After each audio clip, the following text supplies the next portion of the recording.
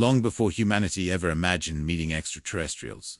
The Galactic Council had already categorized Earth as a classy, primitive culinary desert. That label meant one thing. Nobody expected Earth to have anything worth tasting, too. Most species in the galaxy, food was just nutrient gel squeezed from tubes or energy blocks, dissolved under their tongues. Flavor, spice, aroma, these were luxuries for species advanced enough to engineer them in sterile culinary labs. So when the Council's scouts approached Earth for the first time, they didn't expect battle, diplomacy, or even culture. They simply expected mild boredom. But boredom was not what they found. The first scout ship, the Viridian Strider, carried 3 field experts trained in scanning atmospheric toxins, deciphering chemical signatures, and judging the potential edibility of unknown biomass. They landed quietly in a forest clearing outside a small human town, cloaked and silent, ready to collect samples. But then something drifted toward them. Through the evening air, a smell warm and buttery, salty and rich. Drifting like invisible whispers of temptation, they froze, confused. Sensors malfunctioning from unexpected data overload.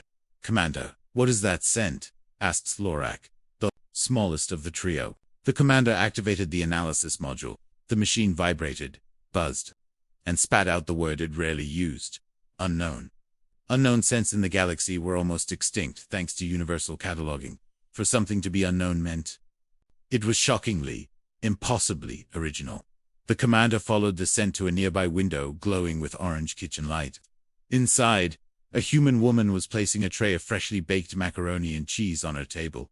They watched the cheese stretch in golden ribbons as she scooped a spoonful onto her plate. The aliens trembled. They had encountered their first human comfort food, and they were woefully, catastrophically unprepared for it. The next day, the aliens returned in disguise, wearing reactive skin suits that mimicked human clothes. They entered the local diner koozie, old-fashioned place with red booths, checkered floors, and a chalkboard menu listing magical names they couldn't decipher: grilled cheese, chicken soup, buttermilk biscuits, pot pie, and a dessert called chocolate brownie sundae.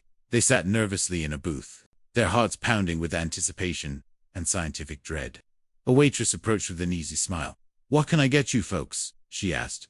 The commander simply pointed at the first item on the menu, unable to form the right sounds. A few minutes later, steaming plates arrived. Thick grilled cheese sandwiches oozing melted cheddar rested beside bowls of tomato soup, glowing a warm sunset red. The aliens exchanged one final look of warning. Their training manual had no protocol for this. Then they each took a bite. The commander convulsed, gripping the table, overwhelmed by flavor detonations firing across his nervous system. His vision blurred as rich cheddar, buttery bread, and tangy tomato fused into something dangerously powerful.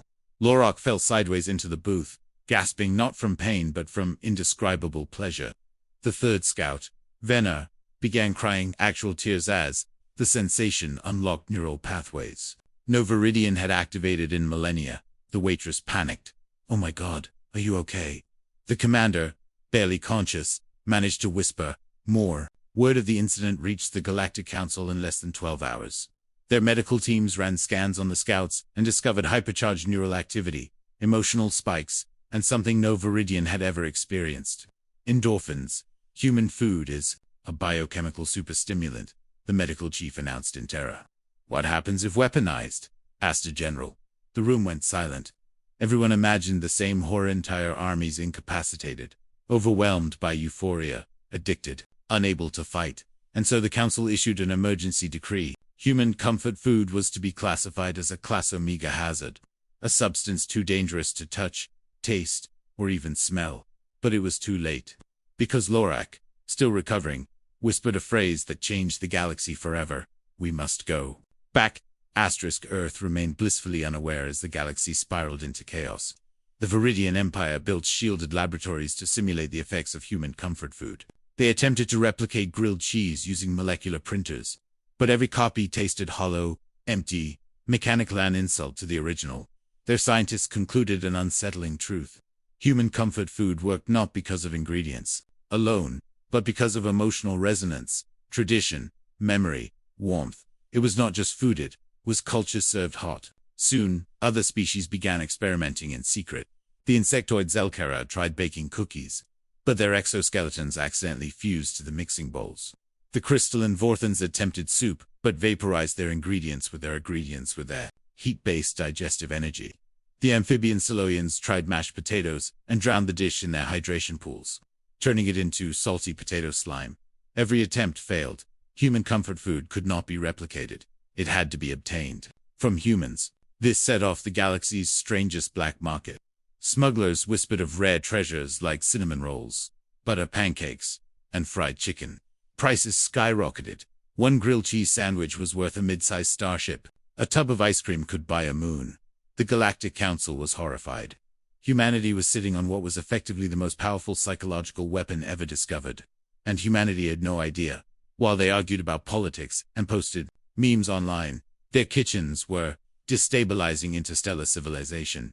Then came the tipping point. A rogue warlord named Gertl sought to conquer 3 star systems with an army of battle drones. But during an unexpected raid, a human aid ship crashed on one of his planets. Inside the wreckage, Gertl found sealed containers of human emergency rations, packets labeled instant mac and cheese. He tasted it. The war ended in 10 minutes. Gertl surrendered all his territory to the nearest council member and requested the coordinates of Earth's closest grocery store.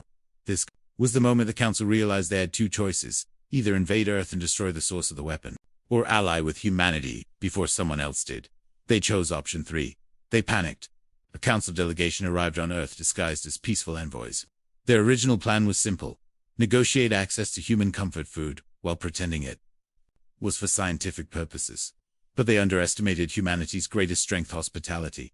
When the delegation landed in a meadow, a group of local villagers spotted them and assumed they were performers from a traveling festival. Within minutes, the aliens were escorted to a community picnic. They were handed plates piled high with mashed potatoes, baked beans, cornbread, and slow-cooked barbecue. The council scientists screamed internally. They were supposed to study human food, not face an apocalyptic tripodose of it, but refusing food would trigger suspicion.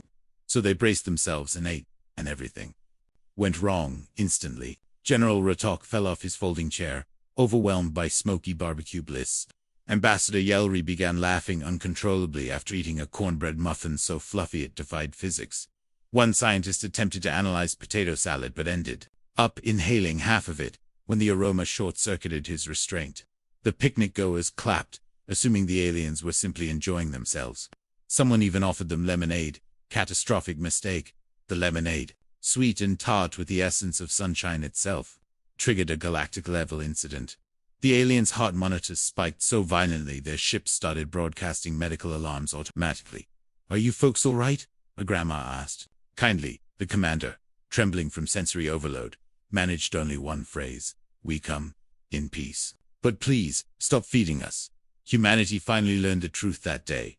Not about extraterrestrials, they had suspected that possibility for decades, but about their own food. It wasn't just comforting, nostalgic, or delicious. It was dangerous, and the universe was terrified of it. After weeks of negotiation and several near-fatal incidents, the Galactic Council and humanity formed a historic alliance. Humans agreed not to weaponize comfort food. In return, the Council promised protection, knowledge, and carefully regulated culinary exchange programs. But peace did not last. A new threat emerged: the tasteless Dominion, a species incapable of experiencing flavor, emotion, or joy. They viewed the existence of comfort food as a universal insult. If they could not experience happiness, no one should. The Dominion began conquering systems and burning spice colonies, attempting to sterilize the galaxy's palate. The Council was powerless. Their armies collapsed under Dominion suppression fields. Traditional weapons were ineffective. The galaxy whispered the same fearful question: could comfort food stop them? Humanity stepped forward, not with missiles or lasers, but with a pot. Specifically, a pot of homemade chicken noodle soup. The plan was simple and insane. Chicken noodle soup emitted comforting aromas that bypassed emotional suppression. While the Dominion could not taste, they could smell, and smell triggered dormant neural clusters they didn't know they had. Human chefs boiled hundreds of gallons aboard Allied ships, sending waves of warm, soothing scent into the battlefield. The Dominion faltered, for the first time in their existence. They felt something, not happiness, not flavor, but calm, and calm was enough to stop their conquest. The war ended without a single shot fired.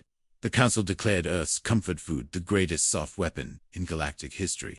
Humanity became the galaxy's emotional guardians. Their Kitchens became symbols of peace, warmth, and healing across the stars. Whenever conflict threatened to ignite, ambassadors often said the same legendary phrase, "Send in the humans, and bring the soup."